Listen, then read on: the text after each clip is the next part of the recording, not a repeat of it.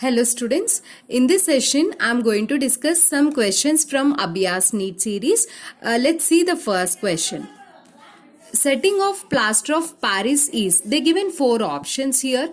You need to find which one is the correct for every question like that, right? Plaster of Paris setting is an exothermic reaction. During that process, some amount of energy will be released. It is an exothermic reaction. Energy will be released out during the reaction. Formula of plaster of Paris is CaSO4 and half molecule of H2O. It is in combination with water, and still if you are adding more amount of water, you are adding water to this powder of plaster of Paris. What happens, it becomes a paste, and after some time it gets setted. So the formula of that compound is that hard substance is gypsum. Its name is gypsum. Its formula is CaSO4 2H2O. Gypsum or gypsum. Here POP is converted into gypsum. That's why setting of plaster of Paris is taking place. Means it is becoming hard, right? Here among all the options, dehydration, oxidation with atmospheric oxygen, combination with atmospheric CO2. See, this is the correct option. Hydration of this one plaster of Paris yields to another hydrate. This is D option is the correct answer. At STP, see the second question. At STP, 0.5 mole of H2 gas means half mole. Half mole of H2 gas, and this is 1 mole. This is 1 mole. One is a H2 gas. Another one is, this is hydrogen, and this is helium. Hydrogen and helium. Both have equal effusion rates. No. Rate of effusion depends upon molar mass. Its molar mass is 2 and its molar mass is 4. So you cannot say both have equal molar mass. Both occupies equal volumes. No. Because it is 1 mole occupies 22.4 liters and half mole occupy 11.2 liters at STP. 11.2 liters. So second option is also not correct. And third, have equal molecular speeds. Speed of a molecule, with which rate it moves, it completely depends upon molar mass. So here both have different molar masses, so both do not have equal speeds. Both have average kinetic energy. Kinetic energy is directly proportional to temperature. 3/2 kT is the formula. You can say kinetic energy is proportional to temperature, and average kinetic energy is proportional to square root of T. We can say both are having same temperature because both are present at STP. So our answer is fourth option. Both have equal average kinetic energies. Next, let's see the next question. Suppose 5 gram of acetic acid is there. So acetic acid weight is 5 grams. It is dissolved in 1 liter. So weight of solute is 5 grams and it is dissolved in ethanol. Ethanol is a solvent. Volume of solvent is given. Let us take is B1 for solvent because solvent is more. Let us take V1 solvent. It is 1 liter. 1 liter means 1000 milliliters. Clear students? 1000 milliliter. Assume there is no reaction in between them. Calculate molality. You need to find molality. Density is given. Density of ethanol. Solvent is given. How much? 0.789 gram per ml. They're asking us to find molality. What is the formula of molality? Molality is nothing but number of moles that is dissolved in 1 kg of solvent. W2 by M2 into 1000 by W1 is a formula. Here we have W2. What is the W2? 5. And acetic acid is given. Acetic acid means CH3COOH. How many? Each carbon 12, each hydrogen 1, like the 4 hydrogens are there. 4 into 1, 4, and 1 more carbon 12. And 2 oxygens is 32. So total if you add, you will get 60 is the molar mass. Substitute here in place of M2 into 1000 by weight of solvent. How can you calculate here weight of solvent? See, density is equal to mass by volume. Here or weight by volume. Then mass or weight is equal to density into volume. Density how much students here? 0.789 into volume is how much? 1000 ml. If you substitute, you will get 789 gram. Directly substitute that 789 gram here, and now solve this. You can see, solving this one you may feel little difficulty. I'll tell you a small trick.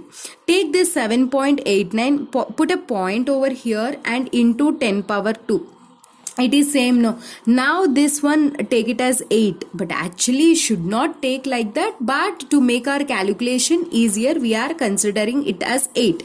Now 10, here 2 zeros, here 2 zeros cancel, 0 0 will be cancelled. 5 by 6 8s are 40.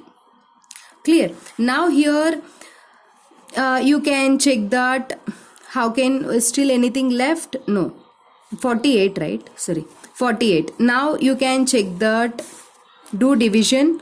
48 5, put 0. 48 ones are 48. 2, put 0.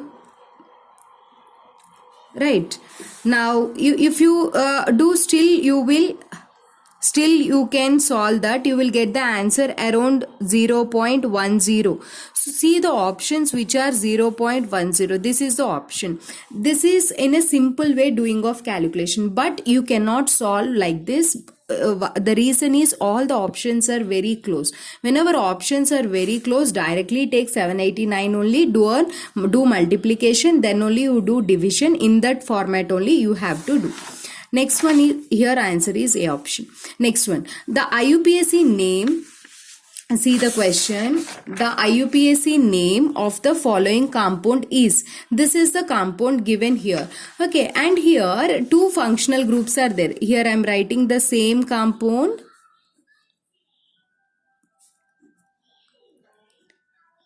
And here two functional groups is there. CONH2 amide and aldehyde. This is amide and this is aldehyde.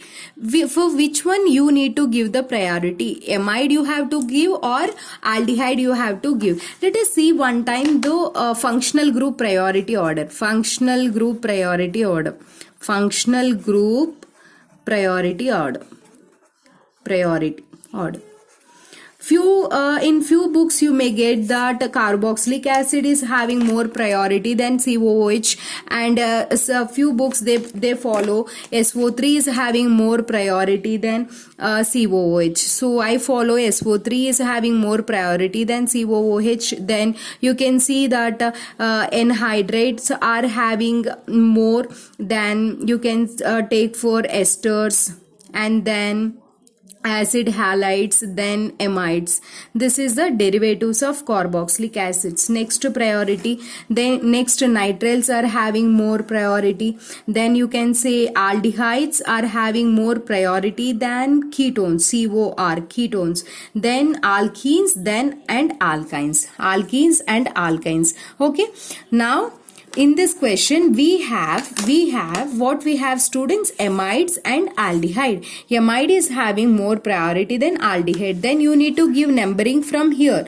1 2 3 4 5 6, right? Then this is first priority group. This is first 1 2 3 4 5 6. Then what will be its name? Sixth position aldehyde is there, so put its name 6-oxo. And second position methyl group is there. Where you should write? You should write it before this oxo, because as per alphabetical order M comes first. So 2-methyl 6-oxo. Total number of carbons are 6. So hex you should give. And third position double bond is a 3-ene. And this is an amide is a functional group. 1 amide you should say, but no need of representing 1, because this is a more priority group. Anyhow you need to start from here only. That's why you can directly write amide. And here the functional group is starting with AE. Whether if it starts with AE IOU, then you can no need to write this E part here. Right. Now the option is 2-methyl 3-6-oxo hex 3-ene amide is the answer to this question. Let's see the fifth question. In the equilibrium, can you see? In the equilibrium, which one of the following options is correct? So this is the equation given here. I will write the equation. See the equation. CH3COOH is reacting with HF and it forms CH3COOH2 plus HF, F minus. And here it is actually, whenever we see it is an acid, so it gives H plus ion we think, but here it is accepting H plus ion from HF, so it is a base. The one which is accepting H plus ion is a base, and the one which is donating H plus ion, see here HF donated H plus and converted into F minus, so it is an acid. Ion which is formed from acid it's a base. Which base? It is a conjugate base. What is its base? It is a conjugate base. The ion which is formed from acid, I already uploaded a video on this topic. Okay, the one which is formed from acid, conjugate base, and the one which is ion which is formed from a base is conjugate acid. Now see the options. F minus is a conjugate acid of this one. F minus is a conjugate base. It is not at all conjugate acid. F minus is a conjugate base of HF. Yes, F minus is a conjugate base of HF. Correct. So option 2 is a correct answer. Option 2 is the correct answer. Got it? Next question. 20 ml of, see here the data is 20 ml of 0.2 molar Al2SO4 thrice. Aluminum sulfate we are mixing with barium chloride, and you need to find what are the concentration of those ions will be left in the solution. Here see the reaction between aluminum sulfate and barium chloride is barium reacts with the sulfate ions and forms barium sulfate, and aluminum chloride are the products here. Okay, first what is the data given here? Molarity and volume is given. Here aluminum sulfate is reacting with a barium sulfate. Aluminum sulfate reacting with a barium sulfate. So before the reaction starts, let us see how many equivalents of this substance is there. What do you mean by this equivalence? Normality is equal to number of equivalents by volume. Correct, students? Then equivalence is equal to what? Normality into volume. But this volume should be in liters, then we will get this here equivalence. If suppose the volume is in milliliters, then normality into volume should be in milliliter. If volume is in milliliters, then we will get milli equivalents. Let us find milli equivalents of aluminum sulfate. What is the formula? Normality into volume in milliliters. But what is the relation between normality and molarity? Relation between normality and molarity is normality is equal to valence factor into molarity. Okay, how can you find valence factor for aluminum sulfate? Aluminum sulfate, it isn't salt, correct? When for in case of salts, the total charge on ion, any ion you can take.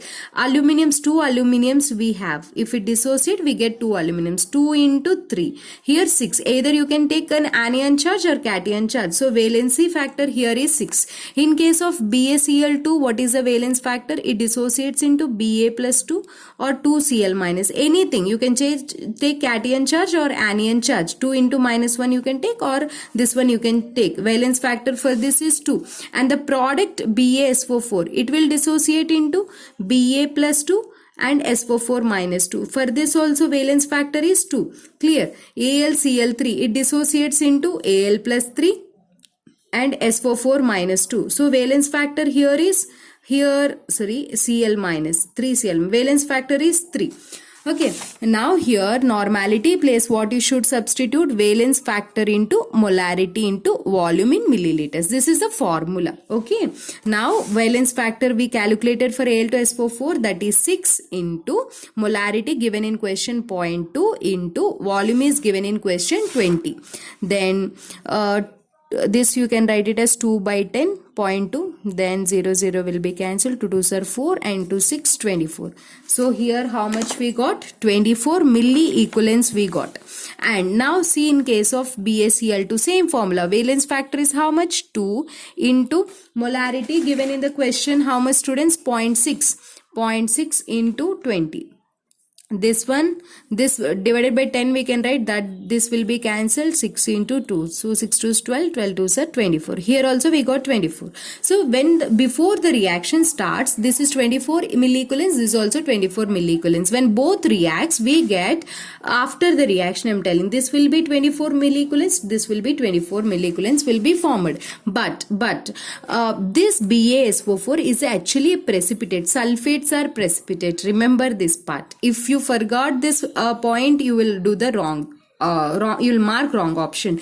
Barium sulfate isn't precipitate. If suppose in this place if you take AgNO3 also, or you will get AgCl, then chlorides are also precipitates. When a substance is a precipitate, you can say it is insoluble in the solution. When it is insoluble in the solution, you should not consider this part into the solution. So see here option, no concentration of Ba+2 or sulfate ions in the solution. This is the right option. Why? Because it is a precipitate. It will be 24 milliequivalents, but it is not in the solution. It is in the precipitate form. If they ask you for AlCl3, then you have to find the concentration of this part. But they are asking this one, so there is no concentration of barium or sulfate in the solution. But it is there 24 milliequivalents. Where? Milliequivalents is there where? In the precipitate. From that you can find the concentration if they ask for AlCl3. In this question, there is no concentration of this one. Next question. Ionic radii of N3 minus, O2 minus and F minus. See here, ionic radius is given for 3 ions. N3 minus, O2 minus and F minus. These 3 ions are isoelectronic species. What are isoelectronic species? The species which are having same number of electrons. And here nitrogen 7, actually oxygen 8 and fluorine 9 is an atomic number. So these many protons it will be having, these many electrons and these many protons. In oxygen and all, nitrogen and all, 8 protons and here 9 protons. But here it gained 3 electrons extra. Here 2 electrons it gained. Here 1 electron. Compare this. 7 electrons are in attraction with 7 protons, 3 extra. Here 2 extra. Here 9 electrons are in attraction with 9 proton, 1 is extra. So in this case, more number of electrons are extra. So the size of this one will be greater than this and this. This is the size order. That's it. Once you know the size in the given option, which is a larger value in this 3, this is a first priority. In this 2, which is a larger value, this one. So first it should be 1.771, second it should be 1.40. Last small size for F minus 1.36. That's it. No need to do any calculation. Based on size, you should solve this problem. Okay. Next question. The maximum number of alkene isomers possible for an alkene with molecular formula C4H8. Whenever they give the question like this, what you have to do is, first you need to find the degree of unsaturation.